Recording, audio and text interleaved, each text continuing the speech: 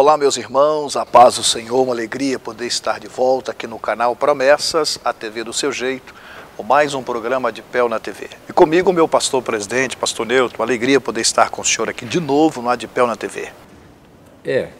Esse programa está continuando aí, por misericórdia de Deus, pelo menos até o final do ano, vamos estar juntos. Né? Se Deus quiser.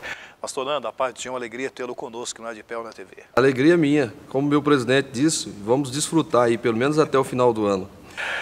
O assunto de hoje também é polêmico, crise de identidade na Igreja Evangélica Brasileira. Será que tem crise de identidade na Igreja Evangélica Brasileira? Nós vamos falar sobre esse assunto agora, aqui no programa de Pel na TV. Agradeço você pelo carinho, pela audiência, que Deus continue abençoando você e toda a sua família. Pastor Neutro, a gente começa já perguntando para o senhor, na lata, a Igreja Evangélica Brasileira está em crise com relação à identidade? A igreja em si, não. Porque nós temos que ver a igreja aqui com dois focos. A igreja invisível e a igreja visível. A igreja local e a igreja universal. Tem nada a ver com a denominação. A igreja local tem que fazer parte da igreja invisível. Mas a igreja invisível é aquela que vem desde a sua fundação, que se dá como data histórica o dia de Pentecoste, de todas as denominações, de todas as eras. Essa igreja ela é perfeita, sem mácula, sem ruga. Mas a igreja local, ela tem defeitos. Muitos defeitos ou não? Eu não diria muitos, mas alguns. Agora, o senhor fala com relação à liturgia? Não. Não, né? Não, é com relação à questão mesmo até de caráter. Porque a liturgia difere de uma igreja para outra, né? Né? Então, tem igreja que, como no caso da nossa, que usa com cânticos devocionais, inário e tal. Outras são só... a música do momento, o louvor do momento. Músicas especiais, não tem um inário próprio. Mas muitas igrejas, como a Assembleia de Deus, o Batista, Presbiteriana e outras igrejas, têm um inário próprio. Então... E começa com a oração, tem leitura da Bíblia e tal, e mensagem. Outras não, só tem aquele período de louvor de 1 hora ou mais em pé e depois uma mensagem. Uma mensagem pronta. A Assembleia, se for para ficar meia hora em pé, eles dizem, eu não gosto mais da igreja. O jovem já tem mais essa dinâmica, mas não é questão de liturgia. Realmente, o surgimento de muitas igrejas, que é importante, mas às vezes há um desvio doutrinário. A igreja está muito liberal, enfim, o mundo já é ultraliberal. A igreja tem que ser um pouco conservadora, não demasiadamente. A igreja não pode estar nos extremos também, mas no equilíbrio. É isso nos programas anteriores que falamos da reforma protestante, que ela veio trazer para o centro. A igreja cristocêntrica, não é uma igreja que adora deuses, não é uma igreja que faz feitiçaria, não é uma igreja que tem a sua própria doutrina, é uma igreja que usa a Bíblia Sagrada como regra de fé e prática. Então, essa igreja, às vezes, também tem os seus desvios, porque a igreja é composta de pessoas, né? Pessoas. E nós vivemos num mundo.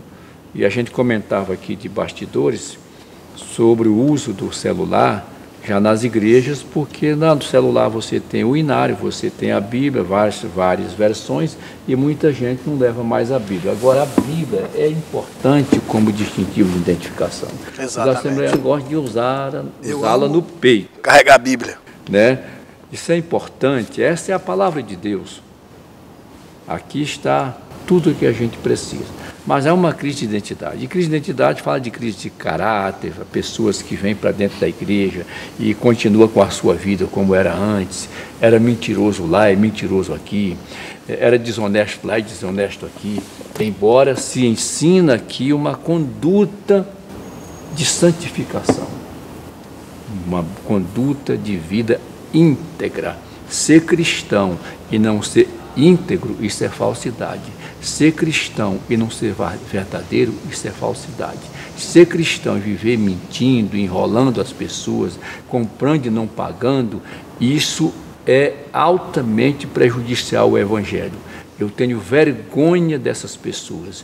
E eu faço aqui como Daniel fez. A gente pede até perdão por essas pessoas que se dizem cristãs e ficam dando mau testemunho aí fora. Como isso denigra a igreja, como isso abate a gente. Até atrapalha, né, pastor? E muito. Tem gente que diz, para ser crente como fulano, não quero ser crente. Então, é muito sério isso. Seríssimo. Nós vamos para o intervalo. Você vai acompanhar a programação da nossa igreja. Daqui a pouco a gente volta com o segundo e último bloco do programa. Não saia daí, a gente volta já já. Venha participar das reuniões na ADPEL. Terça-feira, 19h30, culto de ensino. Quarta-feira, 19h30, quarta-feira da vitória.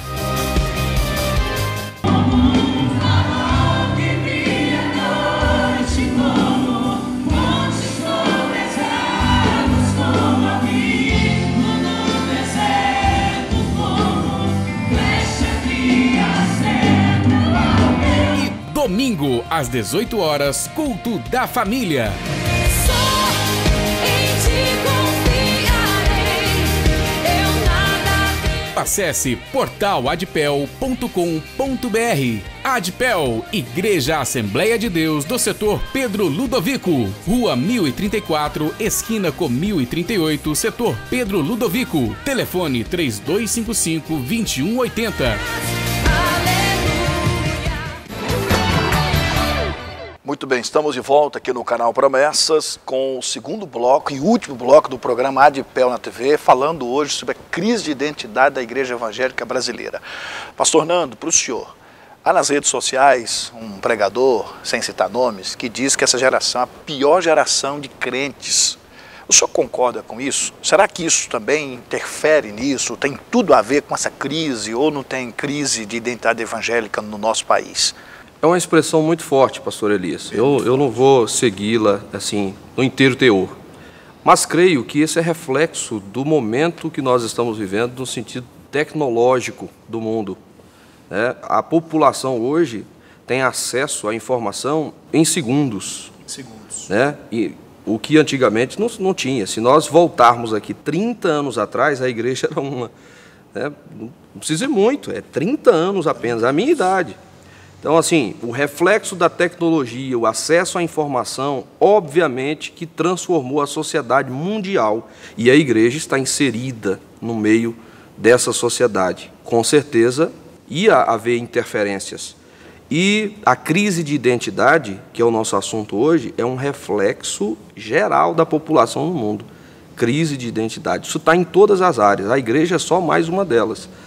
Como o nosso presidente muito bem disse, a igreja invisível não se enquadra nisso, que é a igreja que vai morar no céu. Mas as denominações que existem no nosso meio, algumas delas estão realmente em crise de identidade. Retornando à questão da reforma protestante, vendas de indulgências. Não podemos dizer que não existe isso hoje. Isso existe. Você liga a sua televisão, meu presidente, e tem pastores profissionais vendendo indulgências na TV. O indivíduo faz uma viagem para Israel e traz um óleo de lá e sai vendendo para as pessoas. Isso é crise de identidade. O indivíduo convida a pessoa a vir à igreja e garante que, vindo para a igreja, ele não vai mudar de vida, ele vai mudar de situação financeira. Em todos os sentidos. A palavra de Deus não diz isso. Pelo contrário, a Bíblia diz que no mundo nós teríamos aflições. O bom é que Jesus disse que nós deveríamos ter bom ânimo. Então, quando um pastor vai à TV e te convida, meu telespectador, para vir à igreja dele dizendo que você vai ficar rico, vai ficar milionário, vai conquistar isso e aquilo, ele é um herege, ele é um indivíduo que está pregando uma igreja diferente. Essa igreja, sim, tem crise de identidade. Essa igreja, sim. Até porque Jesus disse o contrário, no mundo tereis aflições. Sim. Exatamente. O que é aflição? É todo tipo de sofrimento que você possa imaginar. Se você estiver pensando que vai para uma igreja para ter vida boa, não sofrer mais, não ter mais crise, não ser pobre, eu acho que você não vai ter essa igreja. De jeito nenhum. As promessas não vão se cumprir. Corre-se o risco de ser um religioso frustrado. Exatamente. Você vai, não, eu vim para a igreja porque eu queria ser curado, eu queria... E você quer ver testemunho de cura divina? Vem aqui no dia 11, nós tivemos um milagre aqui na nossa igreja, quando realizamos o batismo nas águas, tinha um garoto que tinha uma enfermidade que teria que descer as águas com muito cuidado, ele veio em cadeira de roda, não podia caminhar, problema nos ossos, e agora ele está curado, o pai dele vai voltar aqui na igreja para poder dar esse testemunho. Que benção. Então, existe realmente milagre nas igrejas, mas nós não podemos levantar essa bandeira que se você entrar aqui vai acontecer milagre na sua vida, que você vai deixar de ser pobre, que você vai deixar de ser enfermo. Não. Jesus, ele faz aquilo que a gente pede na oração pela fé, mas cabe a ele querer ou não fazer. Com certeza. Ele disse para o cego de Jericó que queria que ele ficasse curado. Disse para um leproso que queria que ele ficasse limpo. Mas Jesus curou todos os cegos? Jesus curou todos os leprosos? Não, e ele é o mesmo ontem, hoje e eternamente. Ele cura se ele quiser curar. Nós não mandamos em Jesus. Nós oramos em nome dele. E ele tem poder para curar. Se ele quiser nos ouvir, ele cura. Se ele quiser nos ouvir, ele... uma oração para prosperidade.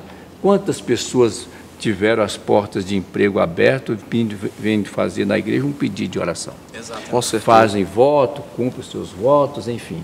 Mas a gente ficar aqui dizendo que a Bíblia promete isso e isso, e vai acontecer na sua vida, para que eu possa convencer você de me dar uma oferta, isso não é bíblico, e isso não é justo, e isso não é ético. E não é igreja. A função da igreja é pregar a salvação, né?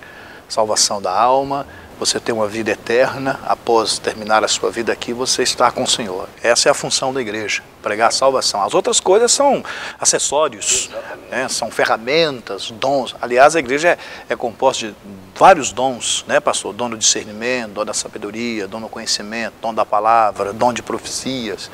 É muito sério isso. Então você que está nos acompanhando agora, está frequentando uma igreja onde o líder prega para você que você tem que dar sua casa, o seu carro, para você ir para o céu, poxa, corra disso.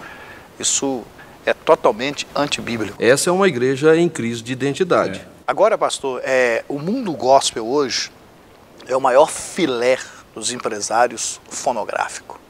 Tem crescido muito. Todos os cantores evangélicos brasileiros que estão aí na parada de sucesso vendem muitos CDs. E todos são contratados por grandes empresas. O senhor acha que esses cantores evangélicos também eles influenciam na igreja brasileira, positivo ou negativamente? Porque o mercado gospel hoje é um mercado muito profissional. E os melhores cantores estão nas igrejas. Com certeza influenciam. Quando você avisa que tem um cantor, um pregador com uma certa fama, o número de pessoas aumenta. E a mídia, eu fui pastor no Rio de Janeiro, e lá tinham duas rádios, daí gente, essas rádios lá, elas fazem a programação que elas quiserem na praça, no estádio, aonde for, e lota. E levam os crentes das igrejas. Porque levam muitos cantores e pregadores famosos, e as pessoas são influenciadas. Para ver o quanto é importante um cantor que tem a unção de Deus para adorar o Senhor na vida da igreja. Agora a gente fica encabulado com altos cachês, né? Hoje um cantor desse que está na mídia, né, despontando aí, ele não vem cantar em qualquer igreja. O valor é muito alto, né? Então a gente percebe que essa crise de identidade da igreja evangélica também, ela deu abertura para essas coisas, né? Vou citar outra coisa aqui, meu presidente. Existem cantores que caracterizam bem essa crise de identidade. Tem cantores gospel que depois de famoso, ele cria a própria igreja dele. Meu Deus do céu, nós temos. Muitos.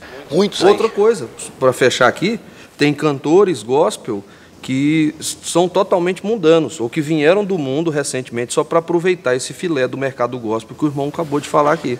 Quando não dá certo, eles retornam para o mundo de novo. Não são nascidos de novo. Exatamente. Nós chegamos ao final de mais um programa, a gente vai ter que continuar com esse assunto em mais um programa, pastor. Porque isso é o dia a dia A nosso, igreja de da hoje igreja. se parece com a igreja primitiva, a gente pode falar com relação a isso daqui a pouquinho. E você que está em casa, muito obrigado pelo seu carinho. Nós chegamos ao final de mais um programa ADPEL na TV. Você que deseja frequentar a nossa igreja, nós temos mais de 100 igrejas em Goiânia, Senador Canedo, em Aparecida de Goiânia, aguardando você. Pastor, muito obrigado por me dar o privilégio de estar com o senhor aqui. Deus abençoe e até o próximo programa. Obrigado a vocês dois e vamos para o final do nosso programa, esperando revê-los no próximo. Pastor Nando, muito obrigado, pastor, por estar Obrigado aqui conosco. meu pastor Elias, meu presidente, pela honra de estar aqui. Nossos telespectadores, obrigado por estar aí nos assistindo, é uma honra para nós. Deus abençoe você, a sua casa, a sua família, o seu ministério. E nunca se esqueça, Jesus é o único caminho. Um abraço, até o próximo programa.